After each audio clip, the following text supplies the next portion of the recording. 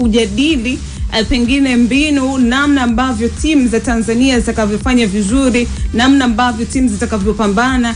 Logo inapaswa kuwa mjadala mkubwa kiasi hiki. Kwenye timu kuna watu wengi sana. Kuna afisa habari, kuna kocha, kuna wachezaji, kuna viongozi. Kila mtu ana wajibu wake. Ally Kamwe sio kazi yake kwanza kujadili mbinu. Yaani nazungumzia kwa upande wa wachambuzi, waandishi wa habari, wadau wa michezo. Sawa, uko sahihi. Lakini ni vitu ambavyo ni vya msingi. Logo ya mdhamini ni jambo la msingi sana. Ile ya CAF ni jambo la msingi sana. Okay. Ndio maana ziko tofauti.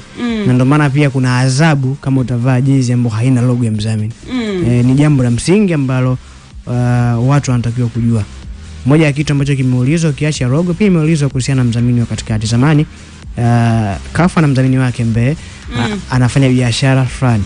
Ikitokea wewe ulikuwa una mdhamini ambaye ana biashara kama hiyo ya kwako, ikifika group stage ambapo kila kitu kinakuwa chini ya CAF, huko zamani ilikuwa ruhusi kumvaa mdhamini. Na jamii ilitakiwa kuambiwa ijue kwa nini hawa watu wanabadilisha, kwa sababu kwa ifika tu watu wa makundi. Kuna muda Simba alikuwa anaingia mkataba na bodi ya utalii, Yanga pia tafuta mtu mwingine hivyo hivyo. Kwa nini? Ili ku meet zile requirements za CAF za kikanuni, ili wasingiliane kwa nini? Kwa sababu kwa ni hoja ya kikanuni. Baadaye kanuni ikaja ikabadilika. Kwa ni mambo ya msingi ambayo watu wanatakiwa kuyajua. Msimu uliopita CAF alizindua makombe mapya. Kuanzia kombe la shirikisho na ligi mabingwa. Na baada ya kuzindua kila kitu kimebadilika. Ukipita sasa kwenye page ya kombe la shirikisho na ligi mabingwa ambayo ni page moja, CAF Champions League and Confederation Cup, ukiangalia logo ya miaka ya nyuma na ambayo inatumia hivi sasa imebadilika, sio ile tena nyingine. Kwa hiyo logo ndio utambulisho wao wanacheza michuano gani. Ndio maana ukicheza ligi kuu kuna nembo ya ligi kuu. Ukienda FA kuna nembo ya FA pia. Ndio ile utambulisho. Na ni jambo la msingi ambalo mtu anatakiwa kujua. Sasa kati kwenye huu ushindani, Simba wamesema wanaenda na wakati, kwa maana mashabiki wana habari na baadhi ya wachambuzi. Young Africans pia wamekuja kujibia Ally Kamwe, lakini pia kuna mashabiki wana habari na wachambuzi ambao pia wanasema kwa maana Yanga wako sahihi. Kwako wewe Sajigwa, kwa yule ambaye anakufuatilia hivi sasa, hafahamu kwa maana chochote kinachoendelea, nani yuko sahihi katika zile logo ambazo ziko katika jezi zao wanazozitumia kuanzia kwenye hatua ya makundi ya ligi ya mabingwa Afrika? Inawezekana wote wakawa hapo sahihi. Okay. Kwa sababu ligi ya mabingwa hatua makundi kwa mtu ambaye asiyejua imeanza leo. Na tayari mchezo wa kwanza umechezwa, ni mchezo wa kundi C. Ili Hilali ambaye alikuwa nyumbani sasa hizi anatumia uwanja wa Mahoro pale Rwanda, mjini Kigali, alikuwa anakaribisha MC Alger. Mchezo ambao Hilali ameshinda mabao 2-1.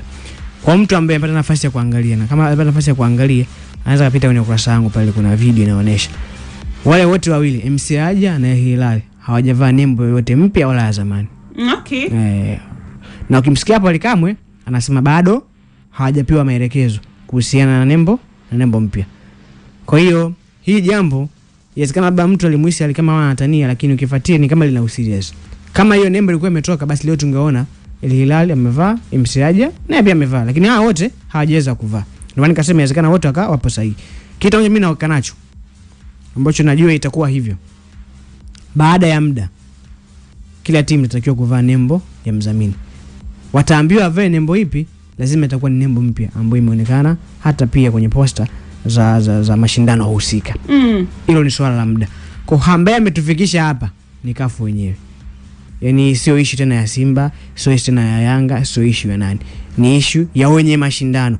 Ukiwa unabadilisha vitu na update, maana yake unatarajia kila timu ipate huo muongozo. Kama sasa tunaenda hivi. Wao leo wamecheza bila kuvaa. Ukiona maana yake hawajapewa. Sasa kama hawajapewa, si kulikuwa kuna ule muongozo wa zamani? Kwa maana kama haujapewa muongozo mpya, si unaendelea kutumia ule wa zamani? Tegemea na muongozo na maelekezo. Okay. Kwa sababu kama hujaambiwa utumie zamani, huwezi kutumia. Sababu unajua logo ya mashindano kuna muda huwa inaambatana na mdhamini. Okay, wa mashindano husika. Kwa hiyo katokea labda mdhamini kabadilika, huwezi kutumia tena ya nyuma. Kwenye jambo ambalo linahitaji pia maelekezo mapya. Kwa maana ni sehemu tu ambayo kama hata mashindano ya CAF inatakiwa kuondoa utata, kwa sababu timu kucheza mashindano hatua makundi ambayo kila kitu kuanzia kama matangazo kipo chini ya CAF, na ni eneo ambalo mashindano yanaonekana kwa ukubwa. Timu kucheza bila kuwa na nembo ya mdhamini ya mashindano, kwa maana nembo ya shindano kuna eneo ambalo linapunguza mileage ya shindano husika, kwa maana ya yule mdhamini ambaye mdhamini wa shindano. Kuna eneo ambalo CAF wanatakiwa kamati ya mashindano kuja na majibu sahihi. Sio tena issue ya Yanga, sio tena issue ya Simba kafanya hivi, bali ni issue ya mwenye mashindano, yeye anakuja vipi kwenda kuweza kucreate jambo. Mengine ambao yanaendelea hapa ndani ni issue za utani tu ajadi na vitu vingine kama hivyo, lakini ambacho mimi nakijua, logo ya mashindano ni jambo la msingi ambalo haitakiwi kupuuzwa hata kidogo. Eneo ambalo paka muda huu tunataka kufanya marekebisho ni issue ya CAF tu kuja na majibu sahihi kuhusiana na hii nembo ya mashindano husika. Na uzuri kesho utakuwa na michezo mingi sana. Pia tutapata nafasi ya kuona hizo timu nyingine pia zinakujaje kwenye hiyo eneo la logo. Yes, ya mashindano husika kwa maana ya CAF Champions League. Na adhabu kwa mtu ambaye hajavaa kwa maana logo husika huwa inakuwaje? Adhabu ni fine ambayo inafikia kwa dola ngapi ama shilingi ngapi za Kitanzania? No, bado sijaishika, lakini ni fine. Okay. Sawa, ni kuhusiana na logo. Kwa upande wako Eben, logo unaziona? Au utaki logo? Nimeziona. Utavaa logo ya zamani, utavaa logo mpya? Nikipata mpya nitavaa. Ukipata mpya. Sawa, tunakwenda katika mapumziko mafupi. Tukirejea hapa tutarejea na tuzo za CAF, kwa maana tuzo za TFF za msimu mwaka 2024-2025. Leo wanaowania tuzo hizo wameweza kutangazwa rasmi. Majina yako hapa tunayo. Ni kina nani? Tutakuja kutazama.